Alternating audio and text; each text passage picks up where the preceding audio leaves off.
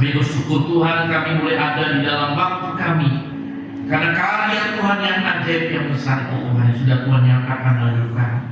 Kami boleh kembali diingatkan, kami boleh kembali merenungkan kasih Tuhan yang boleh kami sama-sama saksikan, yang boleh kami sama-sama rasakan. Pengorbanan Tuhan di atas kayu salib bagi penebusan dosa kami, dosa semua kami Tuhan. Kami bersyukur Tuhan, kami bersyukur. Dan biarlah malam ini kami kembali diingatkan, diteguhkan oleh kebenaran firman tentang hidup kami yang bukan milik kami sendiri, tapi sungguh kami persembahkan untuk kemuliaan nama Tuhan. Terpuji nama-Mu Bapa, kami siap mendengar firman Tuhan. Kami siap untuk terus menerima anugerah Tuhan melalui perjamuan kudus yang kami lakukan. Inilah doa kami dalam kasih dan anugerah Tuhan Yesus. Kami berdoa dan bersyukur. Amin, amin, amin. Puji Tuhan ya. Shalom semua. Shalom. Apa kabar? Kabar baik? Mari kita ceritakan. Puji Tuhan, biarlah anugerah Tuhan, semangat dari Tuhan boleh terus dinyatakan buat hidup kita semuanya ya. Terima kasih semua. Kita boleh menikmati anugerah Tuhan selama beberapa hari ini. Kita melaksanakan doa puasa, malam refleksi yang merenungkan akan kasih Tuhan. Jadi saudara, kita boleh diingatkan semua tentang apa makna salib itu di dalam Jumat Agung yang agung ini ya, yang indah ini. Itu sesuatu yang sangat besar. Di hari Jumat yang mulia ini, di mana kita dikembalikan ingatan kita tentang pengorbanan Tuhan di atas kayu salib bagi saudara dan saya. Nah saudara-saudara, pengorbanan Tuhan itu sesuatu yang sangat berharga dalam kehidupan kita. Itulah yang membuat kita belajar mengerti tentang kebenaran Tuhan ini. Dari bacaan percakapan kita di dalam Roma pasal 6, kita diingatkan tentang bagaimana kasih Tuhan yang ajaib itu yang sudah berkorban mati bagi engkau dan saya. Nah hari ini saudara, ketika kita bicara tentang khotbah kita itu hidupku, bukannya aku lagi. Kita bicara dari Galatia pasal yang kedua. Tadi kita sudah baca Galatia pasal yang kedua, ayat yang ke-20 yang nats kita. Tapi saya ajak kita membaca dari ayat yang ke-16 ini, Galatia pasal 2 ayat 16 sampai dengan ayat yang ke-21. Mari kita akan membaca secara bertanggapan. Saya akan bacakan ayat 16, lalu saudara-saudara membaca 17 sampai ayat 21. Demikian bunyi firman Tuhan. Kamu tahu bahwa tidak seorang pun yang dibenarkan oleh karena melakukan hukum Taurat, tetapi hanya oleh karena iman dalam Kristus Yesus. Titik. Sebab itu kami pun telah percaya kepada Kristus Yesus, supaya kami dibenarkan oleh karena iman dalam Kristus dan bukan oleh karena melakukan hukum Taurat. Sebab tidak ada seorang pun yang dibenarkan oleh karena melakukan hukum Taurat. Ayat 17, saudara. Tetapi jika kami sendiri sementara kami berusaha untuk dibenarkan dalam Kristus, ternyata orang-orang berdosa, apakah lagi berarti bahwa Kristus adalah pelayan dosa? Sekali-kali tidak. Karena jika aku membangun kembali apa yang telah kurombak, aku menyatakan diriku sebagai pelanggar hukum Taurat. Sebab aku telah mati oleh hukum Taurat untuk hukum Taurat, supaya aku hidup untuk Allah. Aku telah disamakan dengan Kristus. Namun aku hidup, tapi bukan lagi aku sendiri yang hidup, melainkan Kristus yang hidup di dalam aku. Dan hidupku yang hidup sekarang di dalam daging adalah hidup oleh iman dalam Anak Allah yang telah mengasihi aku dan menyerahkan dirinya untuk aku. Aku tidak mau merasa karunia Allah, sebab kiranya ada kebenaran oleh hukum Taurat, maka sia-sialah kematian Kristus.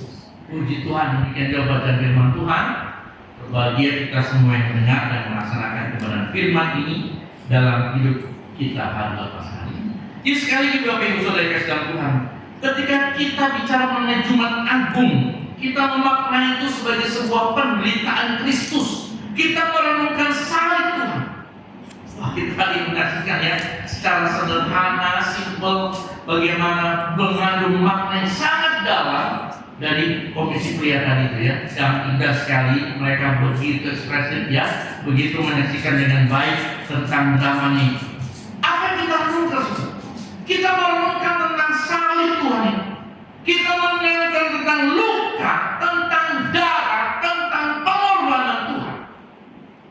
Namun pertanyaannya saudara, apakah salib itu hanya mengubah status Yesus yang adalah Allah sejati, rela turun di dalam dunia menjadi sama dengan kita, kemudian dia mati di atas kayu salib bagi saudara dan saya. Saudara, dia rela mengosongkan dirinya mati di atas kayu salib untuk saudara dan saya. Status Yesus yang seperti itu. Tapi saudara, pertanyaannya, apakah salib itu, apakah pengorbanan Tuhan itu juga mengubah hidup saudara dan hidup saya? Saudara-saudara yang kasih Tuhan, banyak orang percaya bahwa Yesus itu telah mati. Yesus adalah Dia menebus dosa kita. Banyak orang percaya itu. Tapi banyak orang yang hanya percaya, mengerti itu, tapi tidak berubah. Hidupnya dari dulu, sekarang, dan selamanya seperti itu. Soalnya ketika kita bicara hari ini dengan tema yang kuat ini, ketika Paulus berkata, aku telah disalibkan dengan Kristus, hidupku bukannya aku lagi. Apa artinya? Artinya bahwa Jumat Agung ini, penderitaan ini bukan hanya tentang Yesus yang mati, tetapi juga tentang aku, dalam arti itu, saudara dan saya yang juga mati di dalam kehidupan dosa. Saudara-saudara yang kasih dalam Tuhan, karena itu, mengapa kita bicara tentang hidupku bukan aku lagi? Bagaimana kita bisa mengekspresikan itu? Bagaimana kita bisa mewujudkan hidup yang milik Tuhan dan bukan aku lagi? Saudara, kenapa? Karena yang pertama kita belajar tadi dari Galatia pasal yang kedua ini, bahwa kita telah dirubah oleh karena pengorbanan Tuhan yang sempurna. Soalnya ini poin penting yang harus kita dengar hari ini. Ketika Yesus mati dari sekali, Dia mengubah hidup kita dengan pengorbanannya yang sempurna. Saudara-saudara, ayat 16 tadi berkata apa? Manusia tidak dibenarkan oleh melakukan hukum Taurat, tapi hanya oleh iman di dalam Kristus Yesus. Soalnya seperti itu, bahwa Paulus mengatakan bahwa manusia tidak dibenarkan oleh melakukan hukum Taurat, tetapi hanya oleh iman dalam Kristus Yesus. Soalnya kalau kita lihat, saya mau ajak sedikit kita mengerti, kitab Galatia ini cukup aneh, saudara. Ya, ini bukan surat cinta sebenarnya saya lihat ini. Bagaimana Paulus kepada jemaat-jemaat di Galatia ini bukan bicara tentang kasih, tentang cinta, tapi Paulus di sini sedang marah dalam tanda kutip, sedang kecewa, lalu bahkan dengan begitu kerasnya mengatakan kepada jemaat-jemaat Galatia. Saya nangis kalau baca ini. Kalau saudara baca ayat-ayat ini, pasal-pasal ini, gimana kalau kita mendapatkan pengertian seperti itu? Coba lihat pasal 3 ayat 1, coba minta tolong bukakan Esra. Pasal 3 ayat 1, apa yang Paulus katakan kepada jemaat-jemaat Galatia? Lihat saudara, pasal 3 ayat 1, sudah, mari kita lihat. Hai orang-orang Galatia yang apa? Bodoh. Yang bodoh, saudara. Saudara, siapakah yang telah mempersoleh kamu?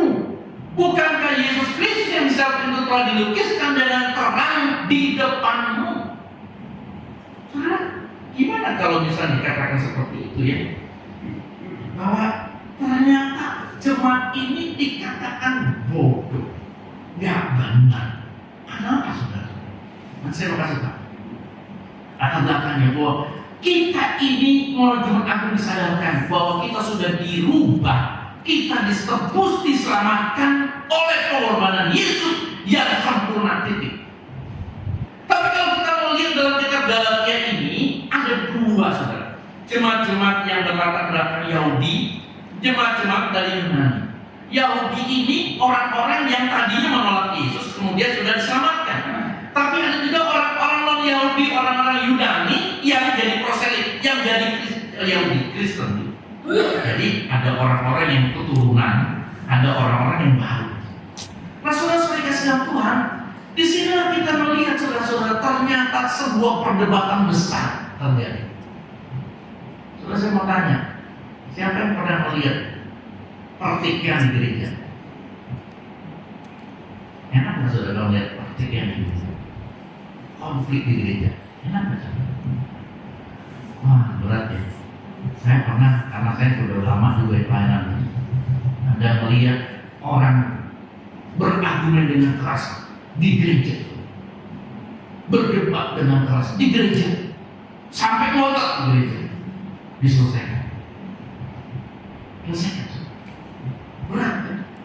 Tapi itu berlaku biasa saja. Kenapa? Mungkin karena orang-orang itu dalam tanda kutip orang yang biasa, cuma biasa. Tapi sudah bayangkan apa yang terjadi di kitab Galatia ini, di mana dua tokoh besar, yang satu bernama Petrus, tokoh yang sangat terkenal untuk orang-orang berlatar belakang Yahudi. Lalu kemudian Paulus, saudara, tokoh yang besar juga ini, yang melayani untuk orang-orang berlatar belakang non-Yahudi. Dan mereka ternyata terjadi masalah besar. Apa yang terjadi, saudara? Ini kalau saya mau banyak baca ya, Petrus ini orang yang dalam tanda kutip dia melayani banyak orang. Dan orang Yahudi itu saat itu kita tahu tidak bergaul dengan orang non-Yahudi, makan bersama nggak bisa. Dan yang kedua, orang Yahudi apa? Tidak makan babi guling. Enak ya, jadi nggak ada tuh babi pong, nggak ada tuh babi guling, nggak ada. Nggak bisa saudara-saudara. Jadi mereka nggak mau. Nah tiba-tiba kita melihat di dalam ayat 11-nya, saudara, yang terjadi dia, ayat 11-nya dari pasal 2 ini. Di situ kita melihat bagaimana Petrus bersikap sesuatu yang sangat dalam tanda kutip dikatakan munafik. Dia kumpul makan bareng sama orang-orang Kristen berlatar belakang non-Yahudi. Nah ini makanlah di situ. Makanlah kemudian dengan apa? Wah udah makan semuanya lah. Ada makan babi hong enak, ada makan apa? Wah semua enak lah semua. Makan di situ. Tiba-tiba di tengah makan itu datanglah kelompok yang lain dipimpin Yakobus. Melihat di situ, kita latar belakang Yahudi.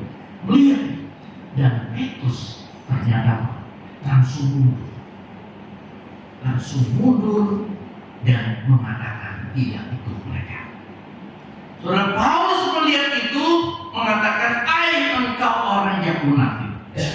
Di situ dijelaskan, akhirnya orang-orang tokoh pada ikut-ikutan, seolah-olah bersikap baik, tapi ternyata dia tidak berani menunjukkan imannya.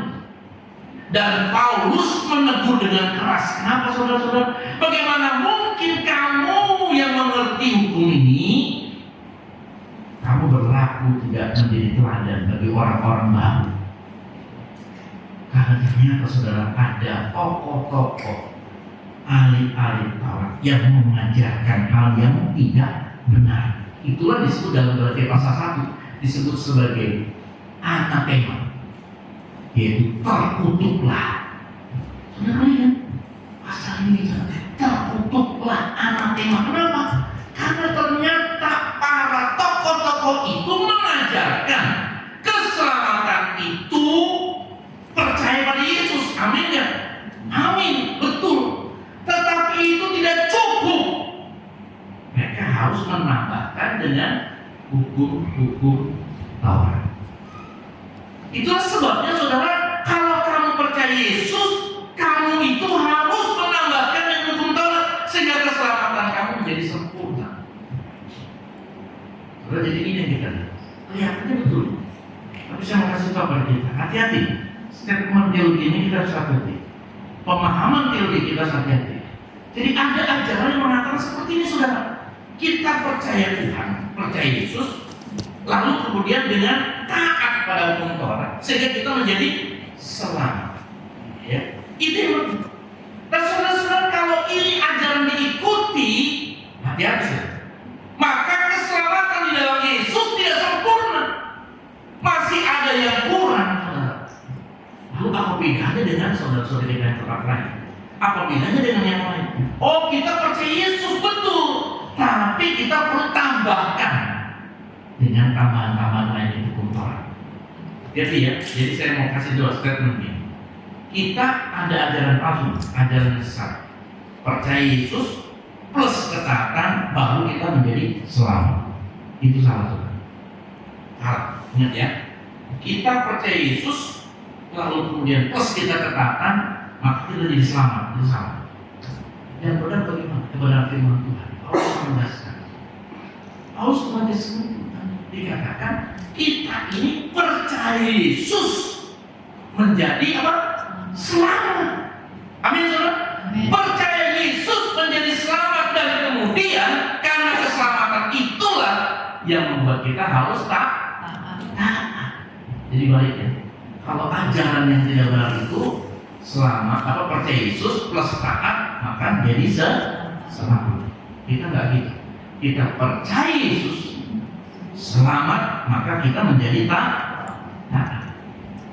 Paulus mengatakan, hei orang-orang Galatia, saya ini pembela hukum Taurat, saya mengerti hukum Taurat itu. Tapi kalau kamu terus membanggakan dengan hukum Taurat itu, maka tidak ada keselamatan. Itu yang dikatakan oleh Paulus. Siapa Paulus, saudara? Dia guru besar, saudara. Ya, maka ketika dia minta kata saya itu ya, surat keputusan SIM, surat izin membunuh. Ya, akhirnya dia mau datang untuk membunuh orang. Ya, orang-orang Kristen sama. Dia minta ke imam-imam diterima, dan akhirnya dia terus mengejar banyak orang Kristen. Itu dianggap membela agama. Tapi Tuhan bicara di tengah kota Damsyik, Paulus menerima pembelaan Tuhan dan Paulus selamatkan. Maka Paulus berkata, saya membela hukum Taurat. Tapi saudara-saudara, kalau kita hidup karena hukum Taurat, maka kita tidak akan selamat. Saudara, jadi ini yang kita bisa lihat bersama-sama.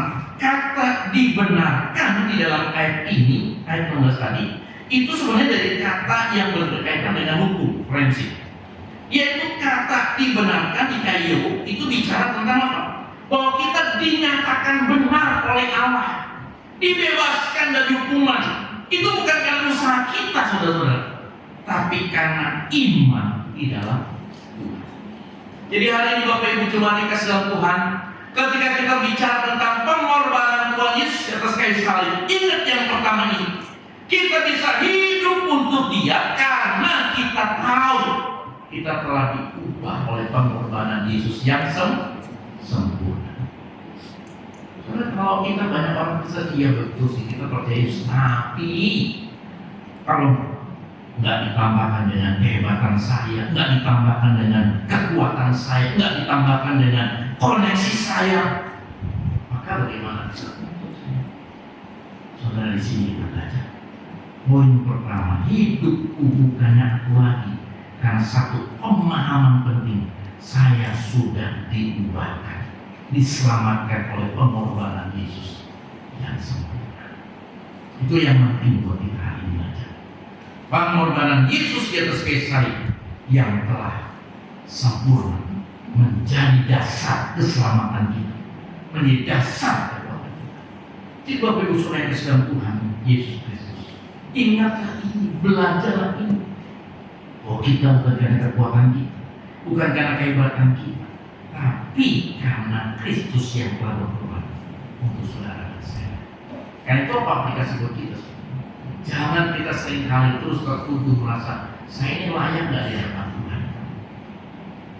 Saya ini berapa banyak ya harus berbuat baik supaya Tuhan itu terima saya.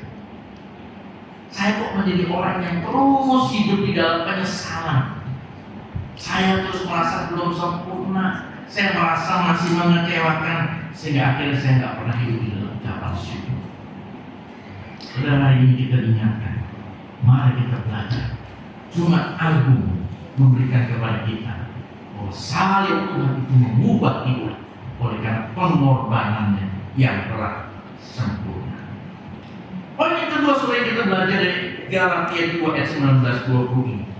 Kalau kita bisa belajar tentang hal itu, ada satu kalimat yang penting, saudara, yaitu Paulus berkata, aku telah disalibkan dengan Kristus. Ya, aku telah disalibkan dengan Kristus. Saudara, menarik buat kita lihat. Apa yang kita lihat di dalam ini? Ya, aku telah mati untuk Taurat, bukan itu. Ya, tapi dan aku telah disalibkan dengan Kristus. Saudara, ketika kita baca ini lengkap, pernah kita berpikir, kok Paulus berkata, aku telah disalibkan dengan Kristus? Sama nggak Paulus dengan kita? Sama. Paulus dengan saudara dan saya sama, yaitu apa? Tidak secara historis ada di dalam penyaliban Yesus. Ya, Paulus hidup sesudah Yesus naik ke surga. Jadi tidak melihat penyaliban Yesus.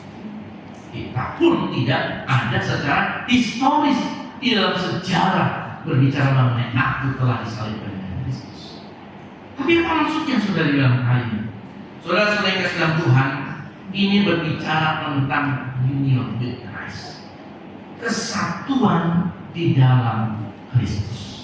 Jadi ketika kita bicara tentang hidupku bukannya aku lagi, itu sebuah pengertian jelas bahwa sekarang saya sudah terhisap di dalam Kristus. Saya sudah menjadi milik Kristus. Dan karena itu saudara-saudara yang kasih dalam Tuhan, kita perlu untuk terus hidup memuliakan nama Tuhan. Ya betul, kita tidak ada di dalam penyaliban Tuhan itu. Tidak ada. Tapi saudara-saudara yang kasih dalam Tuhan, itu dihitung sebagai kita dipersatukan dengan Kristus. Kalau lihat ayat 20 lagi coba, aku telah disalibkan dengan Kristus, dikatakan apa? Namun aku hidup. Tapi bukan aku lagi yang hidup, melainkan Kristus yang hidup di dalam. Saudara-saudara kalau kita lihat sini, ya. Jadi di sini pengertian yang pertama tadi bahwa kita melalui Jumat Agung diingatkan bahwa keselamatan itu sempurna terkait pengorbanan Kristus. Tapi yang kedua, kita diingatkan melalui pengorbanan Yesus ini bahwa kita sudah disatukan bersama dengan Kristus. Karena itu saudara-saudara, kita harus hidup terus berjalan di dalam kebenaran Tuhan ini. Tadi saya katakan telah disalibkan bersama, itu bahasa aslinya. Saya coba lihat saudara, itu bentuknya adalah perfect tense, ya, pakai kata yang penting. Artinya apa saudara? Artinya begitu, sesuatu sudah terjadi sekali, tapi dampaknya terus berlangsung sampai sekarang. Saudara, Kristus telah mati di atas kayu salib bagi saudara dan saya sekali pada waktu itu di atas kayu salib. Tapi dampaknya, anugerahnya terus berlangsung sampai sekarang ini. Dan karena itu saudara-saudara yang kasih dalam Tuhan, kita di sini harus mengerti bahwa apa hidup lama kita sudah dimatikan, dipakukan, disalibkan di atas kayu salib. Karena saudara-saudara, ego kita, manusia lama kita, kehebatan kita, kesombongan kita, semua telah dilakukan di atas kayu salib oleh Kristus. Saudara, seharusnya kita lah yang dipakukan itu tadi. Seharusnya kita lah yang diludahi itu. Seharusnya kita lah yang dipecut itu. Tapi Kristus menggantikan saudara dan saya. Dan penderitaan itu memulihkan hidup kita, membuat kita menjadi bersatu dengan Kristus, bersatu dengan Allah. Karena itu saudara, tidak ada lagi tempat buat kita merasa terasing, membuat kita merasa sendirian, membuat kita merasa jauh daripada Tuhan. Kenapa saudara-saudara? Karena kita sudah bersatu dengan Allah.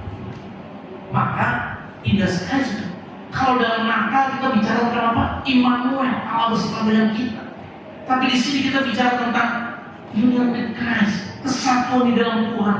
Di mana kita berada, Kristus juga hadir bersama kita. Di mana kita berada, Kristus sudah menyertai kita. Dan karena itu saudara-saudara, jangan pernah lupa, hidupmu tidak bisa kembali ke dalam kehidupan yang lama.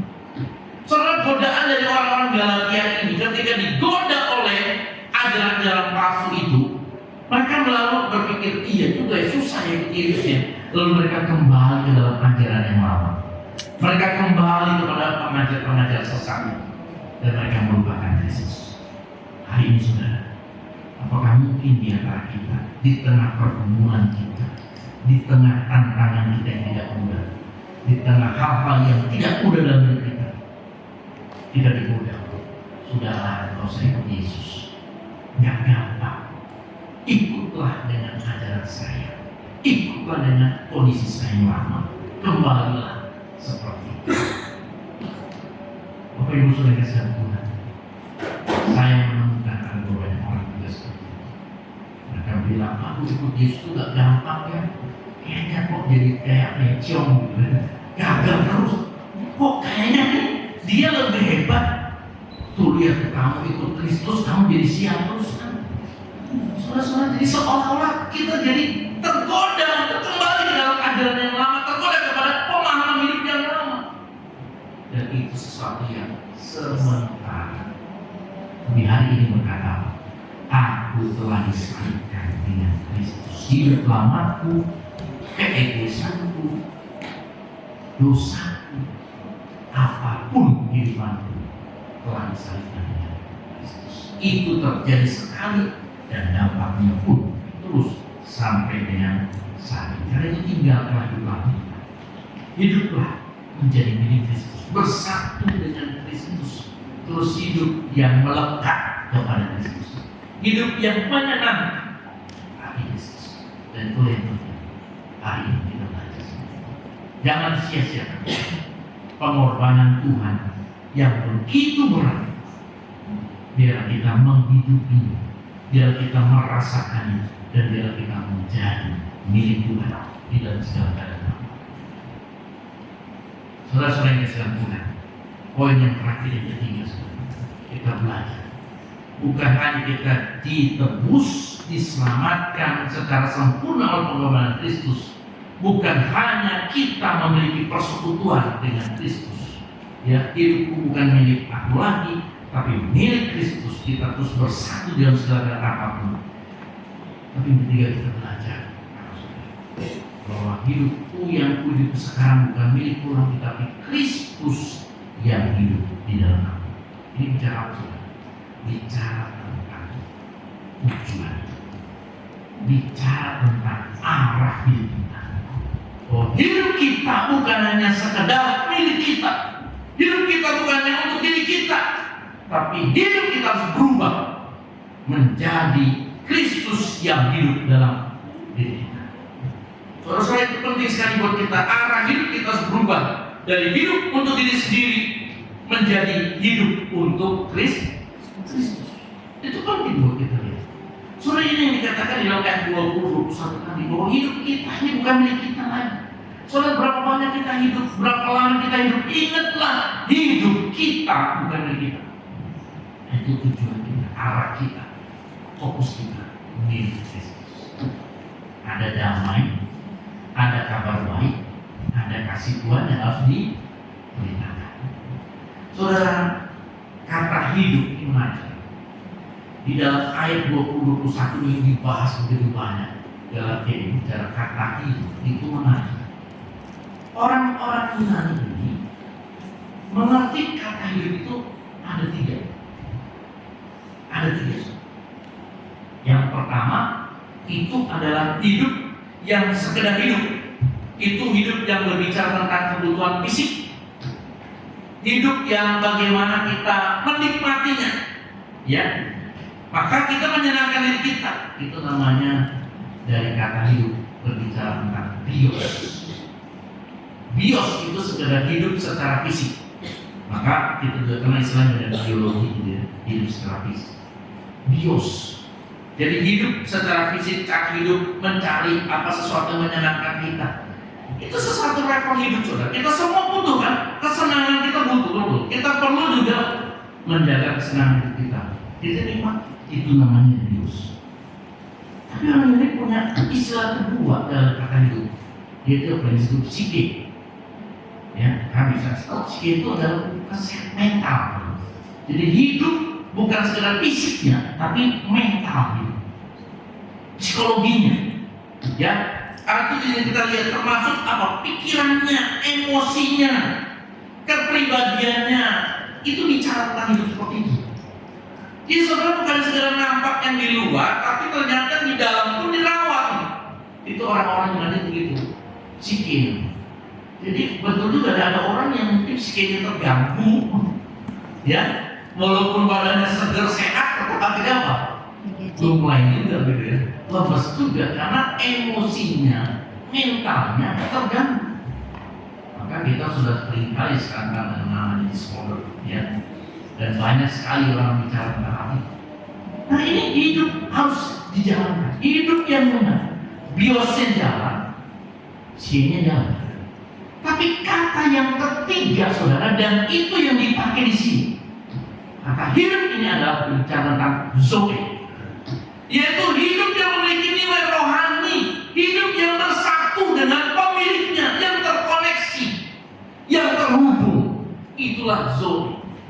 Dan di sini dikatakan kepada kita bersama-sama bagaimana kita memiliki hidup ilahi, kehidupan yang kekal, bukan sekedar sekarang ini, tapi ke depan. Saudara, mari kita belajar hari ini. Ketika kita melihat pengorbanan Kristus, hidup seperti apa yang selama ini kita manjakan? Hanya sekedar bios kita, hanya sekedar fisik kita, atau sekedar mental kita? Tapi bagaimana dengan hidup yang sesungguhnya, yang menjadi milik Allah, yang terkoneksi secara ilahi dengan Tuhan, yang hidup terus menyenangkan hati Tuhan? Saudara, Kristus dikatakan telah mengasihi kita, telah menyerahkan dirinya untuk kita. Itu di dalam ayat 21 itu. Yesus telah mengasihi kita, menyerahkan dirinya. Kata menyerahkan itu pakai kata paridormi, itu bicara tentang sesuatu yang diberikan sangat berharga dan berkorban. Soalnya Kristus sendiri berkorban buat kita. Kristus mengasihi kita, memberi yang terbaik buat kita. Bagaimana kita memiliki koneksi menyenangkan Tuhan?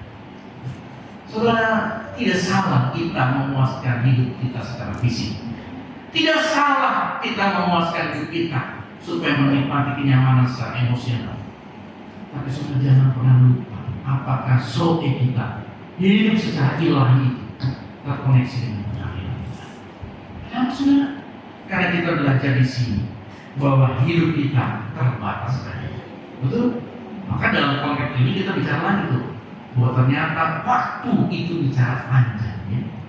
Waktu itu sesuatu yang sangat berharga, nggak pernah kita duga. Maka mereka selalu bicara apa? Ada namanya tuh kronos, ada namanya kairos. Kronos itu adalah waktu yang sama tiap hari kita lakukan, berjalan, maka kronologi. Tapi di dalam setiap kronos itu ada kairos, ada kesempatan-kesempatan yang nggak pernah bisa terulang. Apakah kita menggunakan?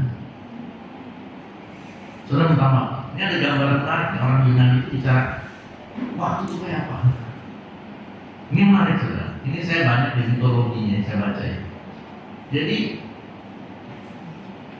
orang yang itu bilang waktu itu seperti ini saudara. Seorang kakek-kakek yang sangat bijaksana, melebihi bijaksana bapak ketua kita Pak David Louis. Ya, Pak bisa ngasih contoh.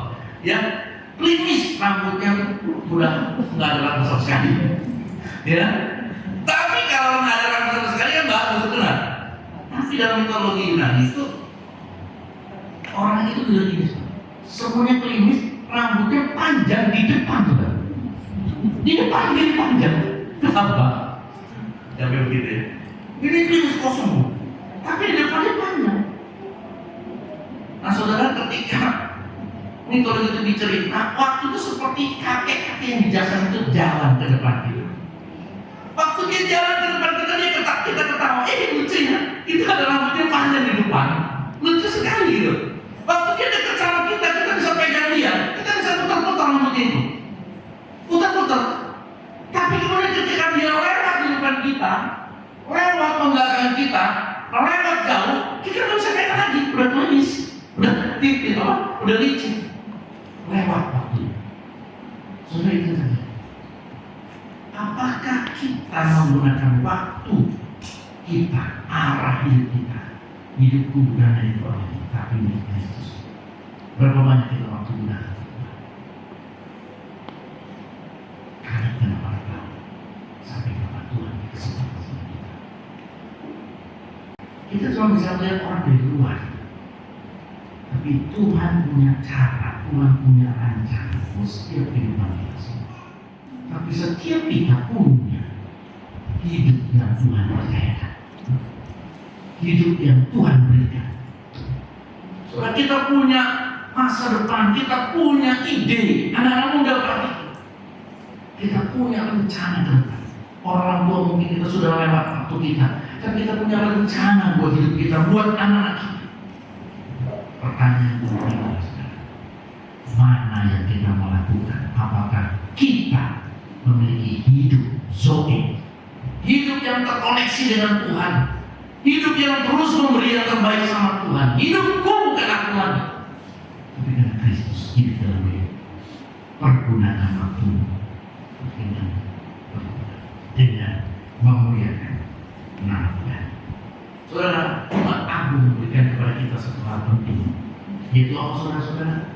Bahwa kita sudah diselamatkan oleh keselamatan yang sempurna. Tidak ada yang lain yang kita tambahkan.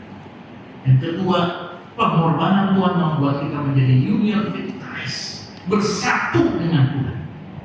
Kita hidup di dalam kesatuan, terus berkomunikasi dengan Tuhan.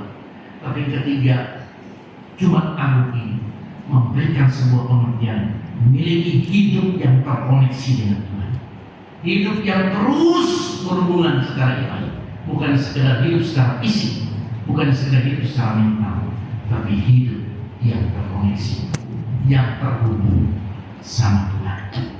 Biarlah Tuhan terus menolong kita. Kristus tidak mati supaya kita hidup untuk diri kita sendiri, tapi ingatkan ini, bahwa Kristus mati supaya kita mati terhadap diri kita sendiri dan hidup bagi Kristus. Kiranya Tuhan menolong kita untuk hidup menyenangkan hati Tuhan. Amin.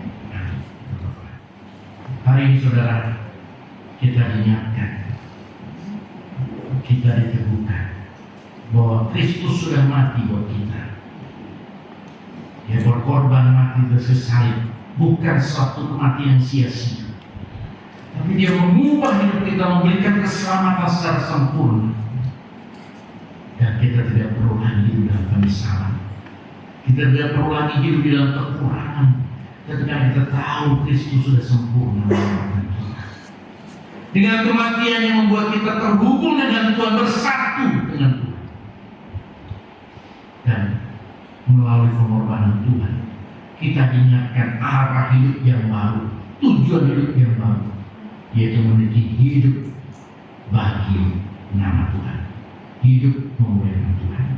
Dan biar kita boleh terus menjadi anak-anak Tuhan yang menyenangkan hati Tuhan. Ingatlah pengorbanan Tuhan yang sempurna ini. Kami datang kepada-Mu Tuhan, kami menyembah-Mu Tuhan, kami memuji-Mu Tuhan, karena Engkau Allah kami yang ajaib. Engkau Allah yang sungguh mengasihi kami, bukan melihat siapa diri kami, bukan melihat kesempurnaan diri kami, karena kami tahu kami tidak sempurna, kami penuh dengan dosa, penuh dengan kelemahan. Tapi pengorbanan-Mu di atas kayu salib, ya Tuhan, yang sempurna itu menebus kami dengan sempurna, tidak setengah-setengah, memberikan kami jaminan hidup kekal di surga mulia, karena kami milik Kristus. Karena itu Tuhan biarlah menjadikan kami menjadi pribadi yang menerima keselamatan Tuhan dan hidup taat kepada Tuhan. Karena itu Tuhan biarlah kami boleh belajar, hidup kami bukan milik kami sendiri. Kami mau terus terkoneksi dengan Tuhan, kami terus bersatu dengan Tuhan, kami terus hidup memuliakan nama Tuhan. Berkati jemaat musim Tuhan, berkati semua kami dalam kasih dan anugerah. Biarlah Tuhan ketika kami hari ini siap bersama-sama akan menerima berkat perjamuan kudus ini, diingatkan akan kasih dan pengorbanan Tuhan. Terima kasih Bapa, kasih-Mu tercurah buat kami semua. Terpujilah Engkau, kami berdoa dalam nama Tuhan Yesus. Amin.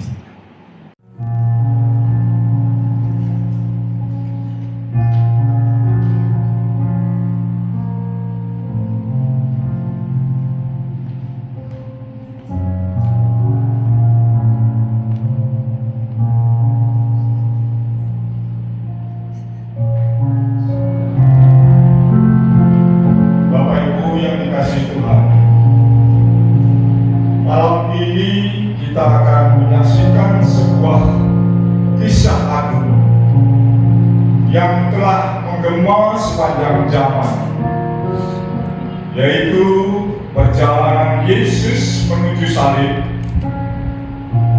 Kisah ini bukan sekedar kisah penderitaan, melainkan sebuah simfoni tentang kasih, tentang pengorbanan, dan tentang pengharapan yang tak pernah padam. Saat ini, Bapak Ibu sekalian, semua kita ikut menelusuri jejak langkah terakhir Sang Guru. Dari doa penuh pergulatan, doa yang di Getsemani, bahkan pengkhianatan yang menusuk hati,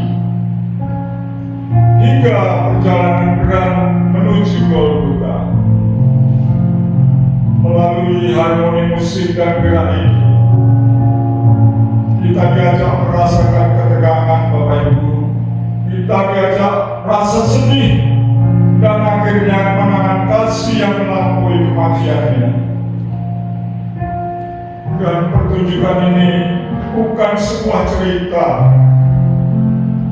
melainkan undangan untuk merenungkan arti pengorbanan dan cinta abadi dari Yesus Tuhan kita.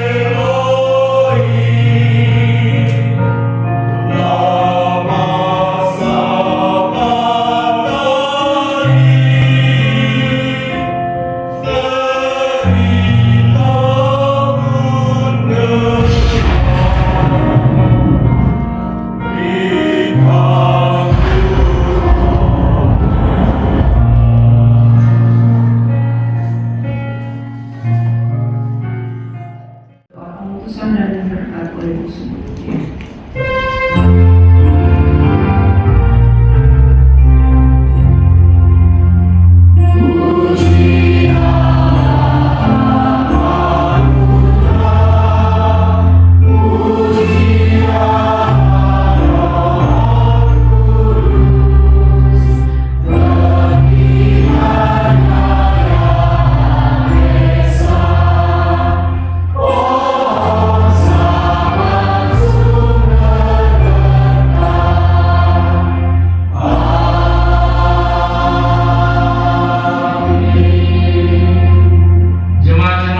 kasih Tuhan, pulanglah, bawalah kebenaran firman Tuhan, dan biarlah dalam peristiwa agung memperingati sengsara Tuhan ini, kematian Tuhan adalah pengorbanannya untuk keselamatan hidupmu dan hidupku.